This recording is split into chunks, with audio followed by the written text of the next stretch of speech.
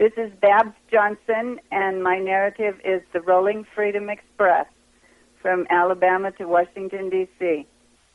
The Rolling Freedom Express was an 8-day, 10-city bus caravan to raise awareness about the latest attacks on the Americans with Disabilities Act that the Colorado delegation was very proud to be a part of.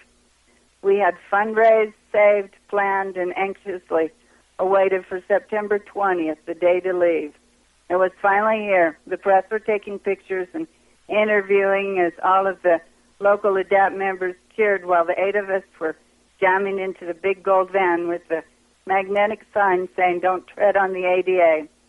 There was Rick James, Rick Viatar, Scott Hinton, Frank Kroll, Gil Casares, Tricia Malachi, and myself.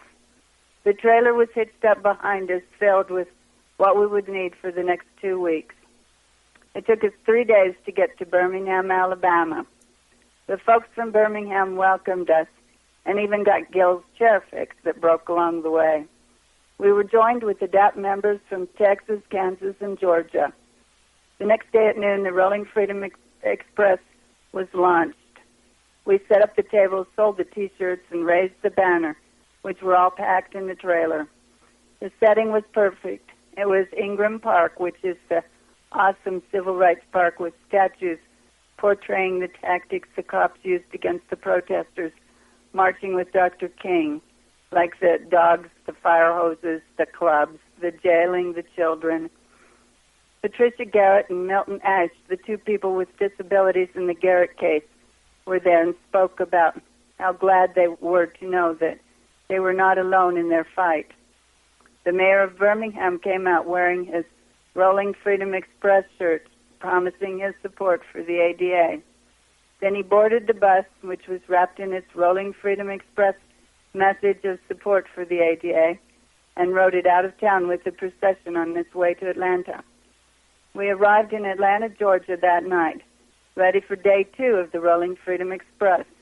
The event was held at the King Center with over 100 people from Atlanta attending. Kate Gaynor from ADAPT began the ceremony. At the end of a bell for freedom was rung in symbolic connection with the mental health bell that was created from the iron shackles that patients at psychiatric institutions were chained not so long ago. Afterwards, we caravanned to the next capital and then on to Nashville. The 3rd day of our campaign was held at the Capitol's Bicentennial Mall, where people from across Tennessee gathered. Deborah Cunningham, Tony Perrone, Barbara Bounds, Carol Westlake, and Tim Wheat gave rousing speeches as the constant rain gave us a little break. We packed up and drove on to Louisville. Even though the rain followed us all the way to the Federal Building in Louisville, it stopped long enough for the event. There were still around 100 people and media that showed up. Representatives from the governor and the mayor brought proclamations supporting the ADA. After the event, local supporters joined the Rolling Freedom Express caravan as we headed north to Columbus, Ohio. By this point, the hotel rooms looked the same. This night, Scott went to a stranger's room thinking it was ours. They had their door cracked open. It was an older couple, and the guy was sitting on the toilet. I'm not sure who it scared worse, them or him. The capital of Ohio was the location for the 5th Rolling Freedom Express rally, where 200 local supporters gathered. Roland Sykes gave a powerful speech, saying the passage of the ADA was a struggle. Protecting it will be a war with many fronts, a war we must not lose. The Garrett case is a wake-up call that says the ADA is under attack and could be weakened or lost. We must be united. With that, he joined the caravan, and we moved on to Pennsylvania. Bustling Market Square in downtown Pittsburgh was the location of the Rolling Freedom Express rally for Day 6, where the mayor and city councilmen proclaimed their support. Each city had been very hospitable, but I remember in Harrisburg they served us home-cooked Pennsylvania Dutch dinner. We stayed at the Hilton, where 6 of us shared a room. It was there that Roland taught me how to back the trailer out of the parking lot. The fountain side of the Capitol in Harrisburg, Pennsylvania, hosted our 7th rally. We ended it by marching across the Harrisburg Bridge. Day 8 found us at the Liberty Bell in Philadelphia. The city of brotherly love was certainly portrayed by our DAPT family, but I will tell you that I have never been flipped off so many times as I was following the bus in our van with our trailer through the streets of Philadelphia. Our last day on the road was at Fort McHenry in Baltimore, Maryland.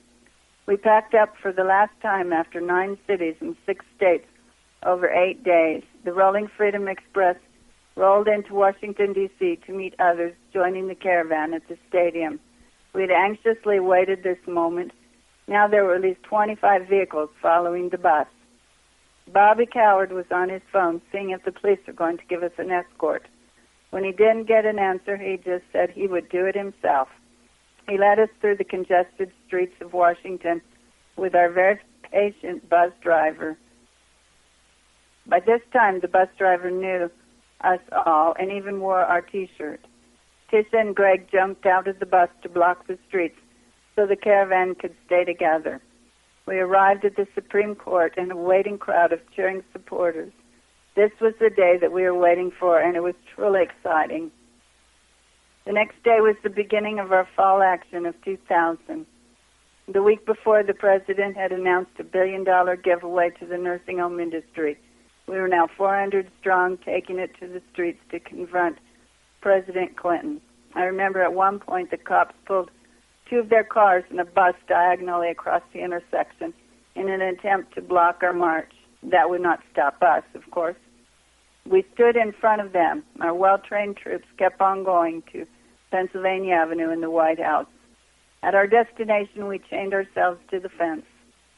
We could see through the fence that there was a media event planned, but I guess they did not want to hold it with 400 angry disabled people chained to the fence in the background, so the national media decided to come over and see what we were doing. Finally, after hours of waiting, a delegation was invited inside to meet with the Chief of Staff to schedule a meeting with ADAPT and President Clinton before the end of October. I would say that was a successful first day. The second day began with a big rally for the Garrett case with thousands of people attending.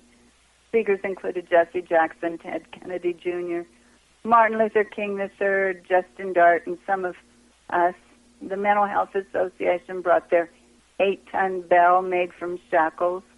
Gallaudet University turned out in force. After the rally, everyone marched to the Supreme Court for a closing ceremony. Again, the cops got stupid and would not let the interpreters stand on the steps so they could be visible above the crowd. The interpreters were being threatened with arrest. We, ADAPT, had plans to move on, but we were willing to change them and be arrested if that is how they wanted to play the game. But suddenly a solution was found, the ceremony was over, and we moved on to our plan. The Republican National Headquarters were a couple of blocks down the street. Our goal was to get to the headquarters, to get to a meeting between us and Bush, who was running for president. Tonight was the second presidential debate. I guess they had planned a big fundraising party where people had to pay $1,000 to come and watch the debate. We shut down the headquarters, the Republican Social Club, and the parking garage. No one was moving until we got a commitment. A few people climbed in and out of the windows, but the party-goers began to trickle away.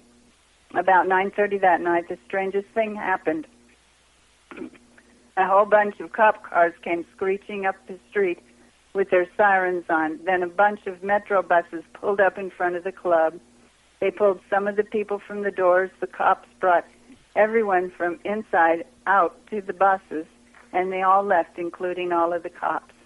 The message was clear. Bush would rather lose $500,000 than meet with the disability community.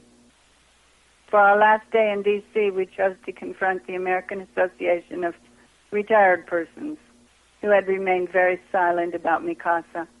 We marched over to their huge offices. Half of us went to one of their buildings and the other half went to the other one. We filled both of the building lobbies. We all began to chant about meeting with their CEO, Horace Dietz. Within an hour, our negotiating team was meeting with their people to get an agreement on the actual meeting. Within another hour, ADAPT had another victory with the meeting date for November 9th. Every trip is always a new experience. This one was truly jam-packed and one that I would not have wanted to have ever missed.